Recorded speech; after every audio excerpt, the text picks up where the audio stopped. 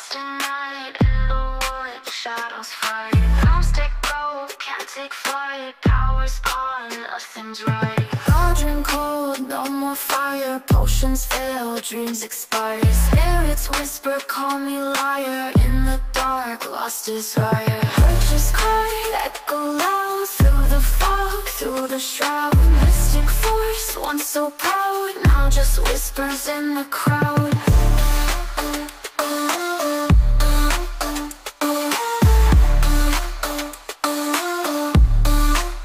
Babalan TV. Hello Virgo, welcome po sa inyong reading. So this is for February the 21st to February the 28th reading. Para po sa mga bago, don't forget to click the subscribe button, smash the like button, comment below kung kayo po ay nakaka-resonate, and hit the notification bell. Kung gusto niyo pong sumali sa ating live sessions, dun po yan sa ating kabilang channel, that is Babaylan TV. Yan po ang ating unang channel catered for our international audience. Ayan, so kung gusto niyo pong sumali, you're very much welcome, no? I want you to know that this is a general reading. Pwede po kayo makaresonate sa buong reading, no? General naman to. Or pwede kayo makaresonate sa mga kaunti lamang, no? So take what's only yours. Virgo, ayan. Simulan na natin. So ang nakikita natin dito parang merong gut feeling, may sipa no, sa sigmura, merong parang push, no, na sinasabing kailangan na nating gumawa ng isang desisyon.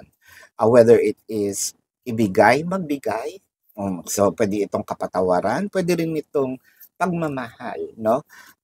Isa lang ang sinasabi dito. With the Queen of Pentacles, ito yung parang pagiging generous natin. Siguro ito din ay tungkol sa pera with the Wheel of Fortune. Ang sinasabi dito, pwedeng ikaw ito or pwedeng ito yung taong connected sa iyo, no? This might be your person.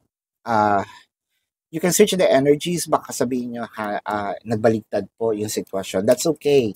What I am reading here, Virgo, is the dynamic naman, no? May tao ditong parang sinasabi na okay na, no? Kailangan ko nang mamili or nakapili na ako. Kailangan ko nang ibigay.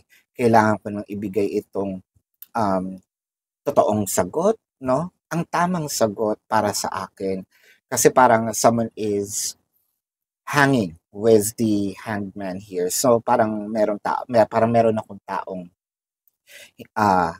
malabo ang binibigyan ng kasagutan. And to a point with the Five of Rods, medyo magulo na yung sitwasyon, kaya kailangan magsalita na ako, kailangan sabihin ko na, but I have to be very strategic, no? Siguro sasabihin ko ito probably by announcement, taray, no?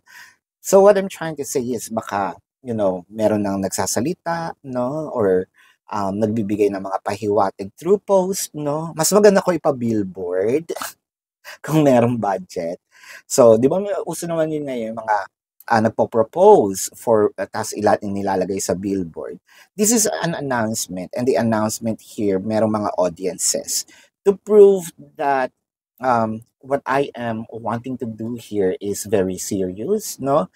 And I feel like this announcement, siguro isang malaking bagay ito na pinag-ipunan ng matindi, no?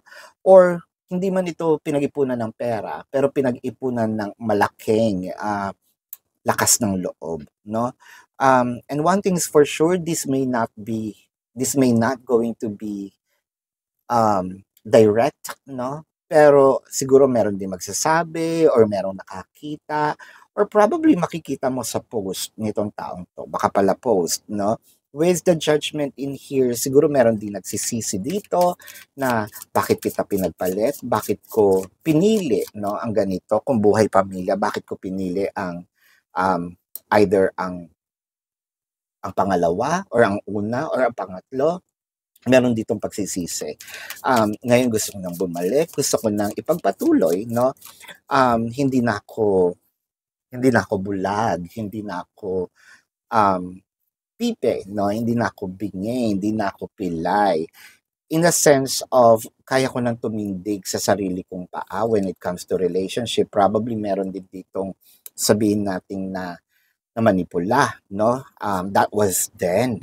Pero ngayon, kaya ko nang kumawala, no? With the Judgment and the Seven of Cups, I feel like maraming nangyayari or maraming nangyari, no? Dito sa situation na ito, relationship na ito, whether it is the relationship from romantic, whether it is a trabaho, no? Baka kasi magulo ang management when it comes to work, no? Iba-iba ang paksyon, no? Kanya-kanyang trabaho, kanya-kanyang parinigan, may politika, no? With the Queen of Pentacles in here and the Four of Rods. So parang sa'yo, ayoko na ng ganitong gulo, no?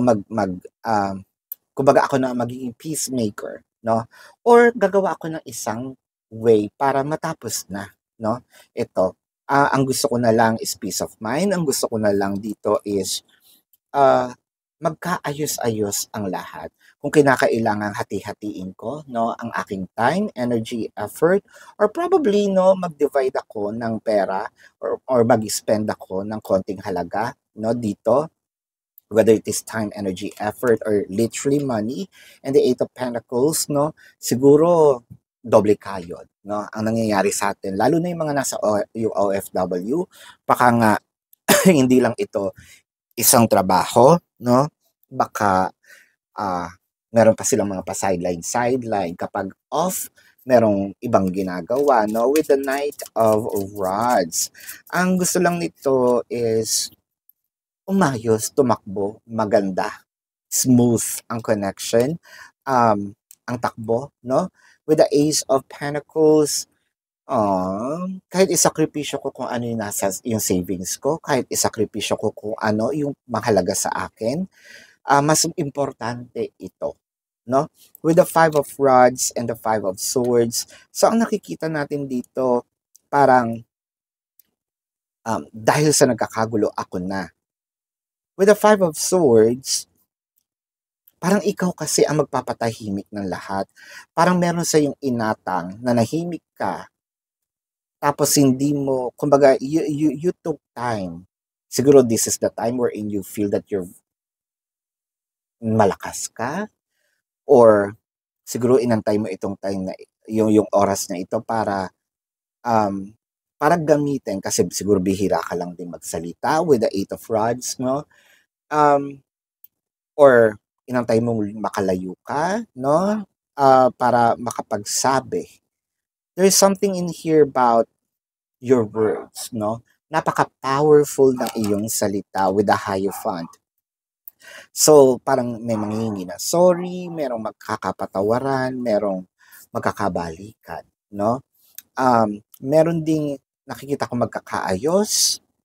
Kung pamilya-pamilya ito, I think na ikaw lang ang aasahan para muling magbuklod, no? Itong tinatawag nating dugo, no, na nananalaytay sa inyo with the Three of Rods. So parang feeling ko dito, meron talagang taong inantay, no? Dapat matagal na itong nangyari, pero parang premature pa kung gagawin ko ng ganito kaaga. So, I waited for a time and this is the right time. So, parang nakakita ko dito ng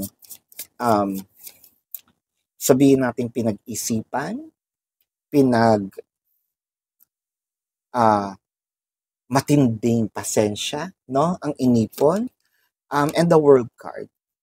So nakakita ko ng malaking pagbabago, positibong pagbabago syempre, especially with the Hierophant and the World card are aligned because of what you did or someone did. I think that this is also the Hierophant, walang pinanigan, walang kinampihan, no, nandito lang talaga sa katotohanan para tayo nagre-report. Bakit ganon? Siguro nga, no, kasi with the World card baka nasa ibang bansa or something that there will be an announcement in here for real that you're working on, no? Siguro meron ka na rin isang magandang trabahong nakuha, at dahil doon, no, papayapa ang lahat. For some reason, I don't know what happened in here. There's a lot of things and I feel like hindi lang ito isang aspeto, no? I think that this is a combination of an aspect of your life. It could be romantic and then family, or family then job or job and what? It's a combination, no? Finances, what have you. And I feel like ikaw ang makakasagot dahil nasa iyo ang susi, no, Virgo?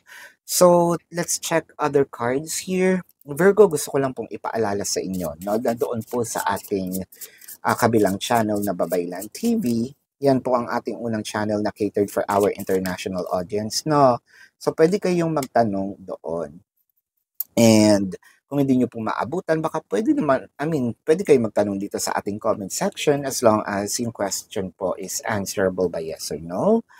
Pero kung hindi po kayo papatulugin ng yes or no na sagot lang, edi dumiretso na po kayo dun sa ating website, no? Sa description box po, there's a link. Click the link, you will be routed to my website. Nandun po yung information. Nandun po yung QR code, name, amount per question, number for your reference.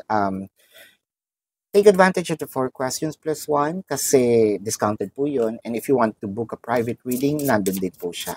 No? So tingnan natin, bumalik tayo sa reading. I'm tired of running. So I think that this is probably you, your person, kung sino man itong umalis. Ayoko na, no? Pagod na ako ng kakatakbo, kakatago. Pagod na rin ako manahimik, no? Pwede rin itong pagod na ako manahimik.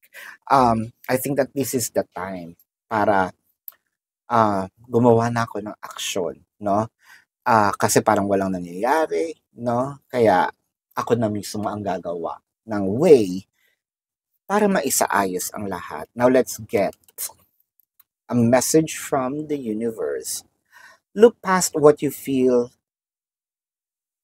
Look past what you feel are your incapabilities. Instead, focusing on everything you have achieved so far.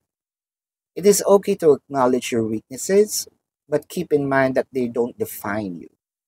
Your strength and your beautiful soul are clear for all to see. So I think na siguro ikaw din ang naging dahilan, no? Ng matinding gulong ito, or baka ikaw talaga ang susi.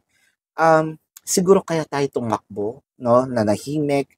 I feel like dahil sa takot.